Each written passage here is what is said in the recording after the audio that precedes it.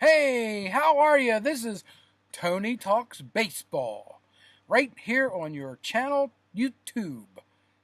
Subscribe and sign up and check me out. I'm going to be doing this about once every other day, talking baseball.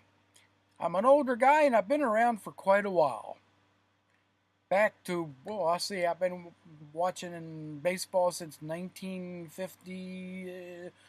Two or three or four or five or somewhere around there. God, I'm so damn old, I don't know. But I'm going to talk baseball. I got a lot of great information stored up in here. Oh, yeah. Woohoo! So, anyway, hope you like the show. You can leave your comments, subscribe to me, and like me, or check me out on Facebook as soon as I get to that point. But today is opening day. Everybody is coming up from their spring training camps to start baseball off. And I'm going to talk about one of the teams that I find has done the most to be the talk of the town. And that's the New York Yankees. Now, let me tell you, Aaron Boone spent a good portion of this past weekend tinkering with his first batting order as the big league manager. You know, he's new. He's just starting this year. But most important decisions were locked in as the Yankees bid farewell to Florida. And they boarded their first charter flight of the season. Oh my, they're already flying around. That's like them baseballs are going to be flying out of them parks. Yes, sir. I think they're going to break some records here, with Aaron Judge and Gary Sanchez and that new guy. What's his name? Giancarlo Stanton. Woo, what a powerhouse he is. So, anyway, Aaron Boone, he's got this thing about his new lineup. I need to talk to you about that. So here it is. I got the lineup straight from the horse's mouth. Not really. But Brett Gardner is going to be leading off in left field.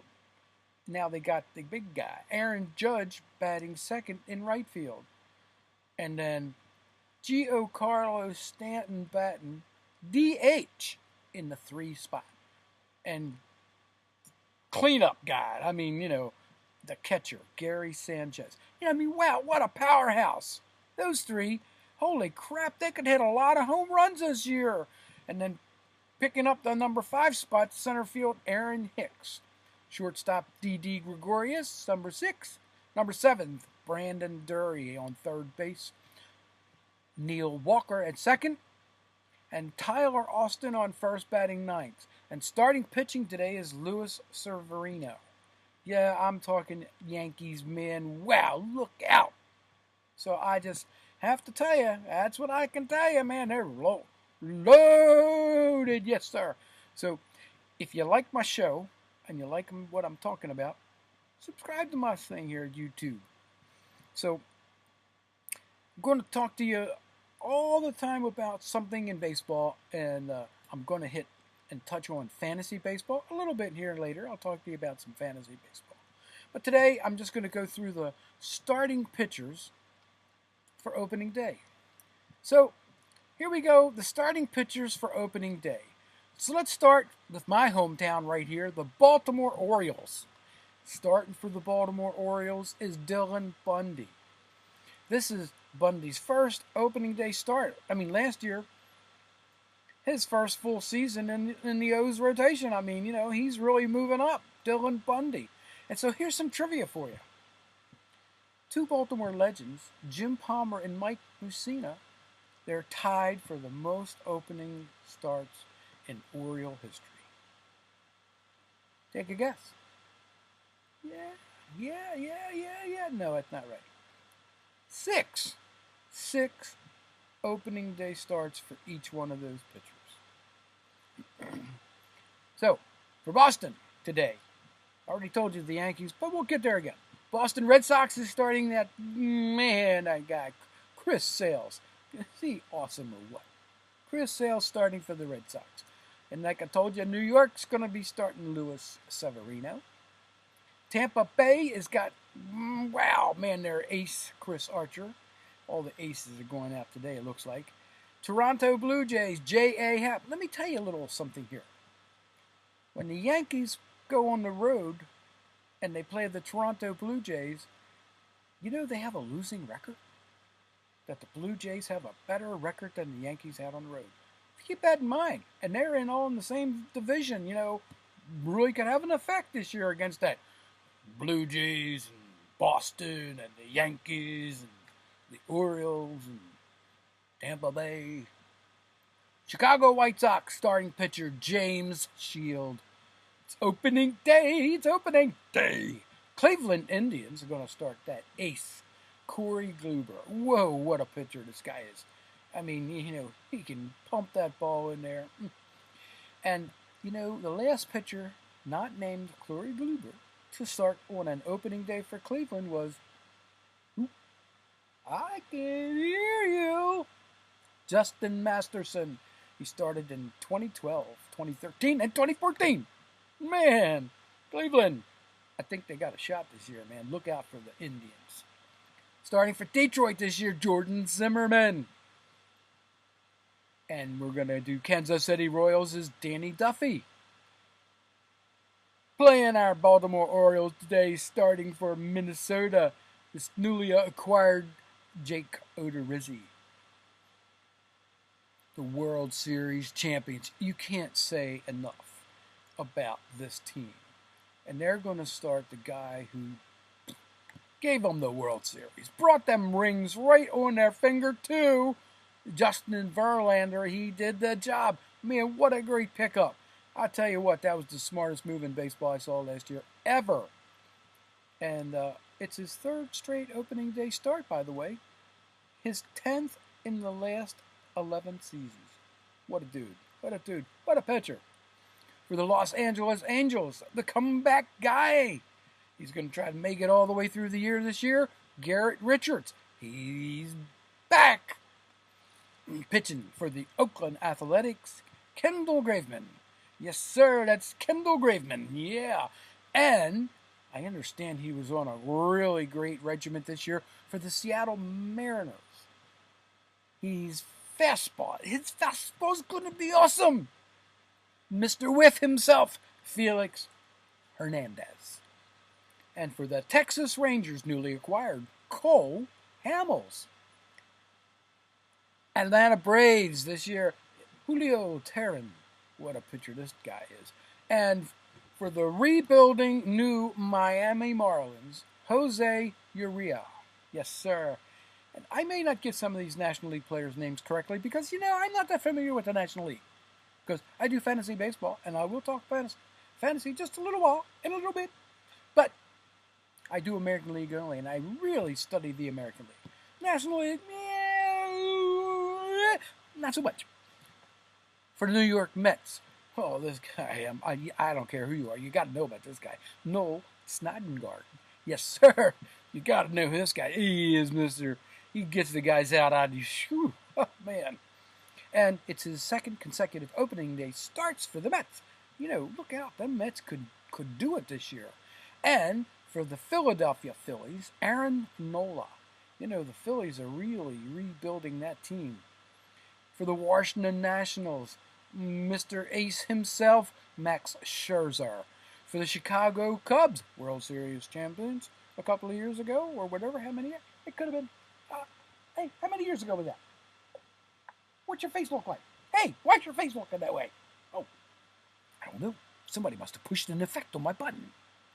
John Lester for the Chicago Cubs. Yes, sir. And coming up for the Cincinnati Reds, Homer Bailey. For the Milwaukee Brewers, Chase Anderson. Yes, sir. The Pittsburgh Pirates, who are a nemesis to the Baltimore Orioles. We don't want to see them in any more World Series, I don't believe. But Ian Nova. Ian Nova for the Pittsburgh Pirates. You go get him, Ian. The St. Louis Cardinals, Carlos Martinez. And for the Arizona Diamondbacks, Patrick Corbin. It's Patrick Corbin. Colorado. I can't even say it. I've never been there either. Oh, I have been to is Denver in Colorado? I think it is. I've been to Denver. Oh, Colorado. The Colorado Rockies. I'll say it. John Gray pitching today. Opening day for the Los Angeles Dodgers. I think this guy could be, him and Chris Sales could be the best pitchers in baseball. Clayton Kershaw. For the San Diego Padres, look at the face on this guy, man. Clayton Richards. Woo! And the Giants got Ty Blanc. Woo! Like him. And you know, for the Giants, they've been around for a long time. I remember when they were called the New York Giants. New York.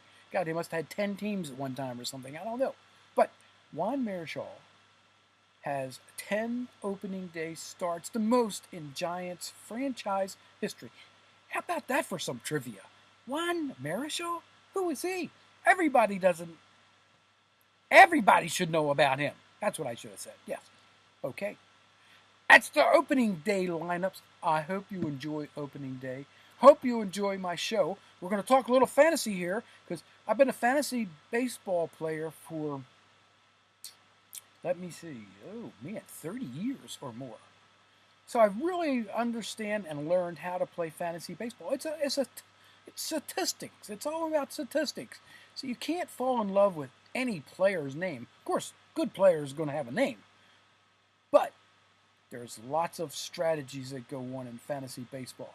If you want to win fantasy, you ought to check out my page because I'm talking fantasy. I'm going to give you some things.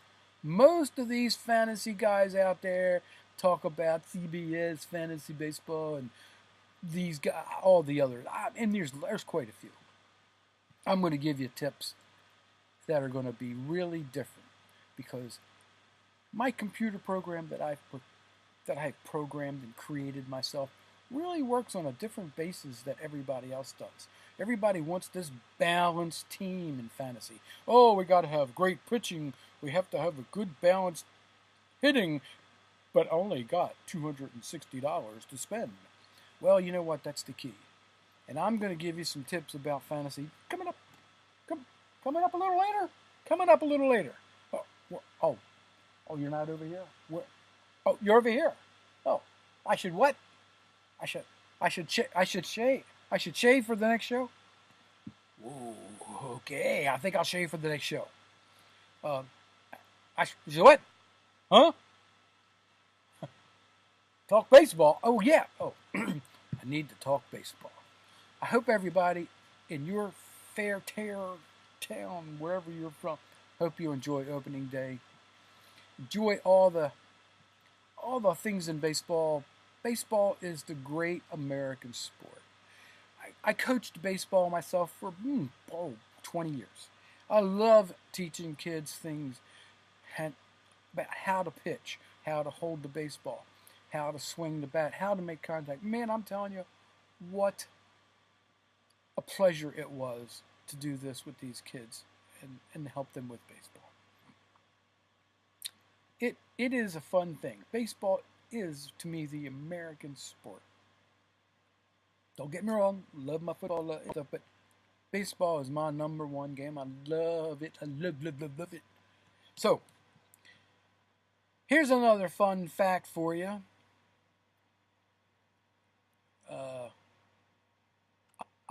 My computer is like not a fun fact. I don't know. He probably make fun facts someday.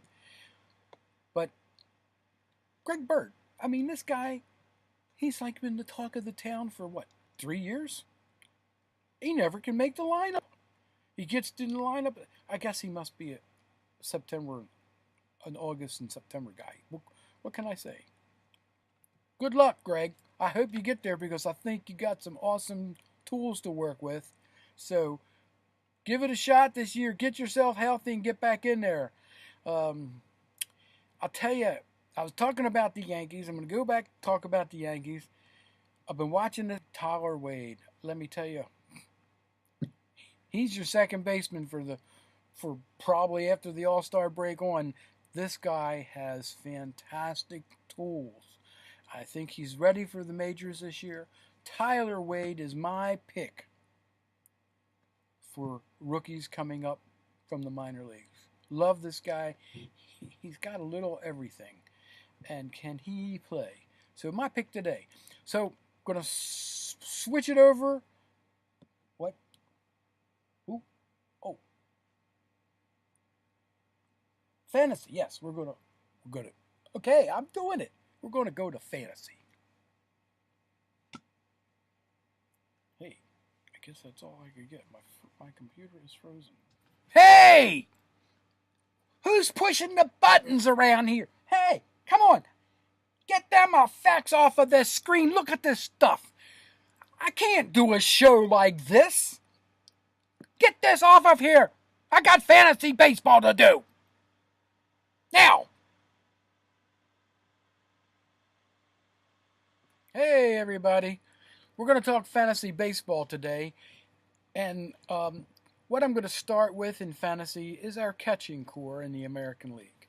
So we're going to talk a little bit about each one of these guys and what they can do and what I believe is going to be good for fantasy players. Now, I'm a fantasy player myself. I've been playing fantasy baseball probably for over 30 years since it started, and when we did everything with no computers, paper, and spreadsheets, so it was kind of pretty cool. A lot of work, a lot of time, a lot of effort. I follow American League the most because I'm in an all-American League fantasy league, so I do know a lot about the National League players because you got to keep your mind open for all players because they come and go from when the All-Star break comes around. You know, there's trades and things like that, so you need to know who's on top of what, who can help your team. Now, the most important thing in fantasy is you can't be in love with a player's name or the name of that player. I'll give you an example. If I were sit there and say, "Oh, I love the Baltimore Orioles' Chance Sisco." Now, he is a great rookie catcher coming up. He could be the next sensation. But you know, you really have to go by what is he going to do and what's he going to do this year? What do you realistically think his statistics are going to be? Okay? Now, you could take him and compare him to Caleb Joseph, who is a seasoned professional who does it year after year, and you're going to see and know what his numbers are. So, don't get hung up on a player's name. Let's look at their statistics and their longevity over the last couple of years. What do they do in the American League or in Major League Baseball? Because that's what's really important. And when you weigh out fantasy baseball players, it's their statistical gathering of their worth. You want to know what do these guys do? How much do they keep contributing every year on a consistent basis? So that's what you look for. So we're going to go over catchers. So for the Baltimore Orioles, since I managed to mention them, and they are my hometown, Caleb Joseph is going to be the starting catcher. Of course, everybody said, oh, it's going to be Chance Sisco because of what this kid can do. And granted, this kid's got a lot of potential. But in Major League Baseball, a smart manager is going to go with the guy who handles the pitching the best. We're talking catchers, and who is going to do the consistent job behind the plate. So those are the starting catcher for the Orioles, which is going to be Caleb Joseph, and the backup catcher is this guy, Chance Sisco. The Boston Red Sox, they just signed this guy, Christian Vasquez. Now, he's been working really hard for years now to take over this job. And the Red Sox got a very interesting thing with their catching because they have Sandy Leone as the backup catcher, and then they got this guy Blake Swinehart, who also catches but is a utility player who can play outfield, first base, third base. I think they've used him just about everywhere, but I know that they're going to use him in other places because he's a good hitter. Now, so here we have this guy Blake Swinehart. In fantasy, you get 2 catching spots. It might be, if you have a reserve, to have this guy Blake Swinehart in your reserve so that if you have 2 catchers and one don't play all the time, you throw this guy in the catching spot, even though he's playing first. Now you're getting more statistics for the catcher's spot for the year than somebody who only has 2 catchers who may not be full-time players. bit of information that I come up with. Actually, my son, Tony Jr., he came up with this. And I said, that's a really good idea. And, we bang our ideas back and forth of how to create more statistics in the overall year to be able to win at fantasy baseball. And let me tell you, guys, that's what you're out there to do, win. It's not how many great rookies you have on your team, or hey, I was the guy who found Mike Trout, but you can't win a year, or you can't even get in the money. It doesn't mean anything. It's getting those statistics and ending the year and getting in the money. So let's move on to Chicago. Chicago has Wellington Castillo as their main starter, who was the Baltimore Orioles catcher last year, by the way, who did a very good job, and their backup catcher, Omar Narvaez. So that's their catching crew. And then they have this guy, Kevin Smith, who is on the DL right at the moment. I probably believe that when he gets healthy, he will take up the backup spots from Omar Narvaez. Cleveland Indians, we have Roberto Perez is the starter, and Yan Gomes is the backup. This guy Yan Gomes, man, what a backup catcher he is. He really has produced lately, and I think that's what you need to know in the statistics game of fantasy baseball. Cleveland Indians, Roberto Perez. Now, Roberto Perez, I said that already. Oh, it's okay. So we'll move on to Detroit. Detroit, James McCann. Can't say enough about him. And here's another guy that you got to keep your eye on, John Hicks. I believe this guy, backup catcher, he's another one that plays other positions and moves around. So another really valuable catcher that you may want to add to be able to increase your catching statistics, which is kind of really hard to do at some point. So another guy that's a little extra you may want to have him, you may want to have him on your little list to have as an extra player to create statistics. Houston, we can't say enough. Houston, our World Series champions. Brian McCann, starting catcher. And then this guy, Max Stassi. And they have a very unique catching core, too, because they also have Evan Gattis, who catches once in a while, but pretty much he's the DH. I don't believe he'll play first that much this year, but here you go. You got a team that has three guys who are the catchers, and pretty much a lot of them will play. Max Stassi, not as much, but a guy who gives you good numbers for a catching spot. Kansas City, unfortunately, they've lost Salvador Perez, their starting catcher. He's going to be out probably for 6 or 8 weeks, so that means Drew Butera is going to be the backup. So he's the backup catcher, but he's going to actually be the starter for the next 6 weeks. They may even bring up another catcher just in case. So you got to keep your eye out on the Kansas City. L.A. Angels, Martin Maldonado. He's the main guy, the starting catcher. And then they have Rene Rivera. If you notice, a lot of these backup catchers, they've been around on other teams, so they keep floating around. The catching core for Major League Baseball is a really tight group of guys. They all kind of know each other, and the most important thing in catching is how do they handle the pitchers. The Minnesota Twins, Jason Castro is the main starter, and the backup catcher is this guy his name is Mitch Garver. Keep an eye out on him. This guy's good. New York, what can I say about?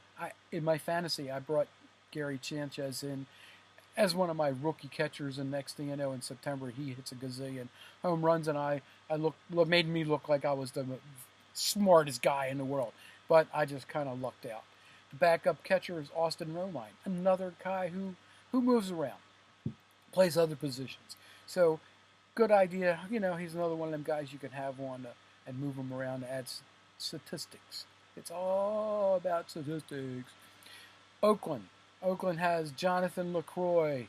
And here's a guy, Oakland, picks up a professional catcher who's a good hitter, who played for other teams. And their backup guy is Bruce Maxwell. And they have actually another catcher you got to keep your eye on is this Josh Pregley, I believe is how you say his name. So, and then we'll move on to Seattle. Oh, excuse me. Mike Zunino. I mean, here's this guy who's been working really hard to become a #1 catcher. Got a great stick, really has refined his tools behind the plate, and has become a really great catcher. And their backup catcher, Mike Marjama. I'm telling you what, this guy is going to be a #1 catcher. You got to keep your eye out for this guy. Tampa Bay, Wilson Ramos is the #1 starting catcher, along with Jesus Sacruz. Sakura. Sacru. Sucre. Sucre. Yeah, he's the backup. Texas Rangers. Unfortunately, another good catcher who's on the DL. Big pop in his bat is Robinson Chirinos. The backup catcher, Juan Santos. He's going to be the starting guy with Brett Nichols backing him up. They're holding on to him. And for the Toronto Blue Jays, you got Russell Martin, and who's the starter, and the backup catcher is Luke Mallet. I believe that's how you say his name. I'll check. Is that how you say it? No, okay. That's not you. Oh, okay. Is that it? You're gone. Well, I'm doing my best. Fantasy. So, my tip today is you look at these backup catchers and these other catchers, where the teams that have 3 catchers on their team, they're going to play other positions. They're pretty good guys to have on your team if you have a sup pool where you have, like we have on our team, on our league, you could hold 6 guys like in your sup where you could move them in and out of the lineup. Very good idea to have these guys to be able to put them in that catcher's spot to increase those statistics. So that's my tip today in fantasy baseball. I hope you understand what I'm talking about, or you like it. Hopefully it's useful, and we'll get back to you on the next time we come back with fantasy baseball. We will talk about, we can move on to the next position, which is first base. Everybody loves first base. God, look at Greg Bird, what he's done to the Yankees. This guy's got all the potential, but he can't stay healthy. Greg Bird. So we will talk about first base the next time on Tony Talks Baseball. Thanks. Subscribe to us.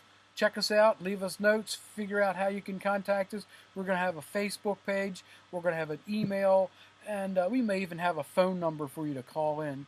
And if this goes over well and I can get some subscribers and some fans and stuff, I'll even do some live streaming for you and do this really live. Thank you. Oh, look at this shit. It didn't work again. It doesn't, like,